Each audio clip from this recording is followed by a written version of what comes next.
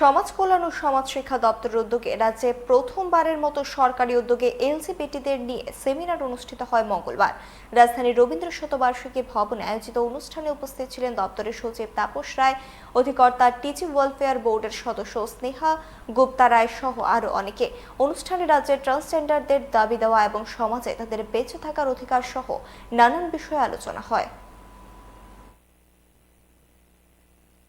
ত্রিপুরায় transgender welfare board হওয়ার পর এই প্রথম আমাদের যে নোডাল ডিপার্টমেন্ট সোশ্যাল ওয়েলফেয়ার এবং সোশ্যাল এডুকেশন ডিপার্টমেন্টের আর স্বাভিমানের যৌথ উদ্যোগে এই অনুষ্ঠান হচ্ছে। এটা হলো one day seminar plus sensitisation programme.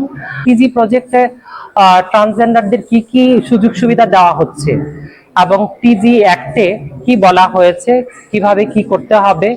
যারা স্বাভিমানের দ্বারস্থ হতে পারে না বা স্বাভিমানের পরিচয় জানে না, আমরা চাইছি যেন সবাই যেন স্বাভিমান আছে, এলজিবিটি কমিউনিটি নিয়ে আমরা কাজ করছি, এই বিষয়টা যেন সবাই জানতে পারে।